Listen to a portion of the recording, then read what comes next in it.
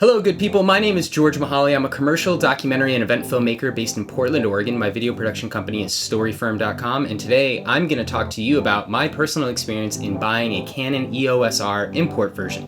Spoiler alert, the camera works great, I saved a bunch of money, and it's something I recommend to people with experience in cameras. There's like a little asterisk. So if you want to know more about why I decided to buy the Canon EOS R and what it looks like in an unboxing, watch the rest of this video. If you're all good and you're stoked on just buying an import version of a camera, that sounds great. Just hit that like button if you like saving money. So for the first step of this video, we're just going to do a little unboxing, then I'll talk about Canon import versions and all the good stuff around buying imported cameras and what to watch out for when you are buying an import version of a camera. So I got my import version from a company called dealsallyear.com. Definitely sounded sketchy and scammy to me, but I bought the camera and it turned out great so far. So let's see what's in the box. Just a regular box like you would get from B&H or any other place that you buy cameras from. They shipped via UPS, and I already opened it, but I'm gonna open it again to show you guys what's going on inside it. So open up the box, and what do you find inside the box? Inside a box you have another box. So I got for $1,704, about $400 cheaper than B&H, EF EOS R adapter. So this allows you to adapt EF and EFS lenses to the R cameras, and a Canon EOS R. This is the import version, but looking at the box, it looks just like it would if it was not an import version.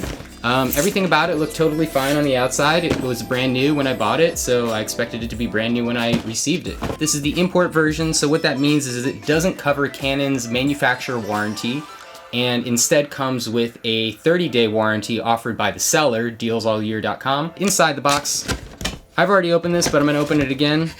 We'll see what's inside. So you've got just this regular plastic lid here. Put that to the side. We've got the camera body wrapped in this like nice original packaging. We've got the battery for the camera. This is an LPE6N battery. We've got a battery charger, got the camera strap, and then this is a USB 3.1, I believe, cable adapter. So that's everything that's inside the box. I didn't get a manual with it, but that's all good for me because I'll just download it online.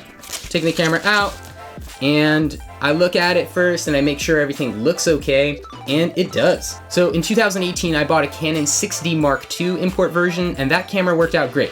Everything about it was fine. It worked just as I would expect a regular Canon 6D Mark II to work. So that's why I was a little bit more comfortable in buying a Canon EOS R import version because of the positive experience that I had previously. And I also knew that if anything did go wrong with the purchase, PayPal, who I use to process the payment, would cover me, and or my credit card, which I use oftentimes to buy camera and photo equipment, would also cover me in the purchase, just in case dealsallyear.com was in fact a scam, which it wasn't. It was totally legit. And here's the camera. So the first thing that I would do is inspect it, make sure that it does indeed look brand new, which this one totally did. You know, like there was nothing about it that made me suspect. It has a serial number on the bottom, and I checked all the ports. All the ports look good. I took the front lens cap off, check that out, that looked fine. What I wanted to make sure was that also everything with the camera in terms of functionality was on point. Which with an import version, if you're buying something that you're not 100% sure about, you should definitely check out all the full functionality of the features before you decide to keep the camera and use it for all the purposes that you need. So the general process that I go through whenever I'm using a camera for the first time is to make sure I understand the functionality of all the ports. We've got our different headphone jack, microphone input jack. We've got this is more of an I/O port, I believe, HDMI port, and then also the USB port on the side there. Battery compartment, memory card compartment. Everything about it looks great. All those ports looked just fine. We'll take the battery. I already charged the battery, so it should just power up the camera when I pop it in. Boom. All right, that little screen comes on, and you can see that the battery is providing power to the camera.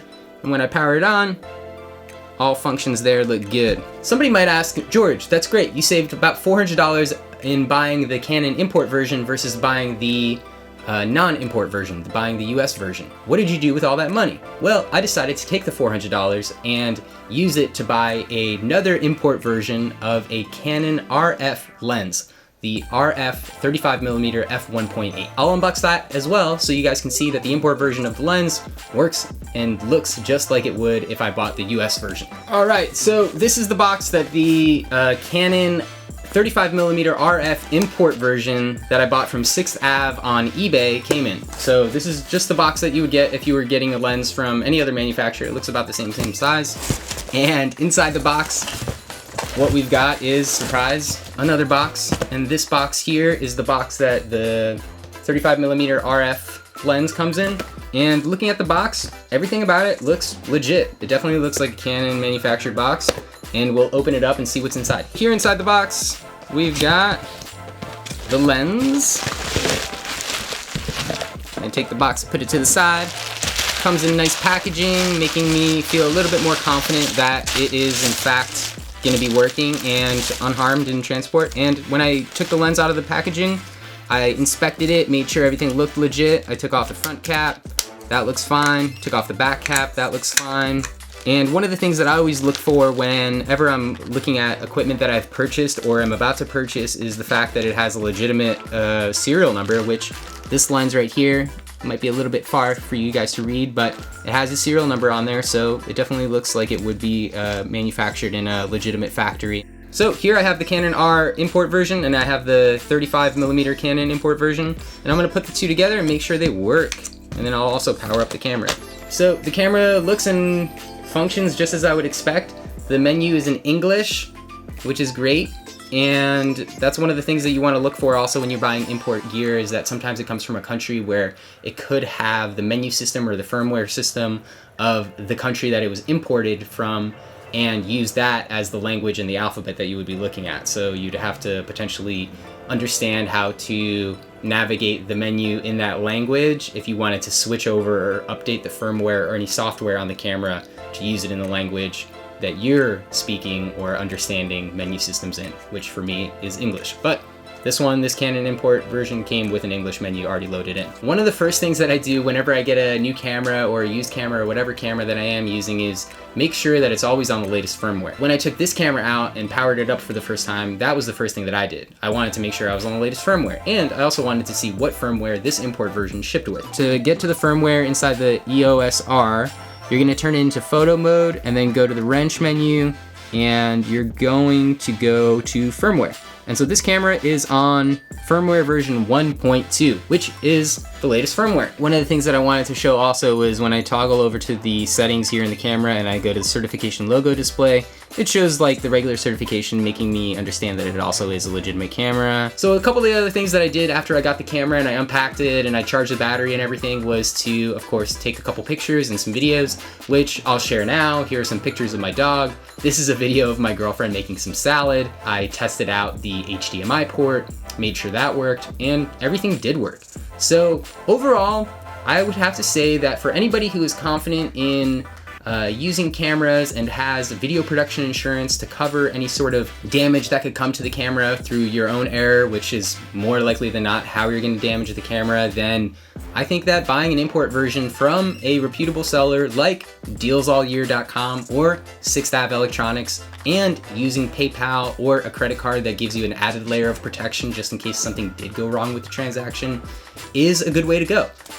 If you do want to buy a camera and make sure that you have the manufacturer's warranty, absolutely buy it from bnh.com or adorama.com and give yourself that peace of mind. I've bought an import camera before and I just bought one again and it seems to be working great. I have had no problems with it. If you like this perspective, if you like saving money, if you bought an import camera, hit that like button, hit that subscribe button too if you care for it, and I'm wishing you a beautiful rest of the day. Adios amigos, peace.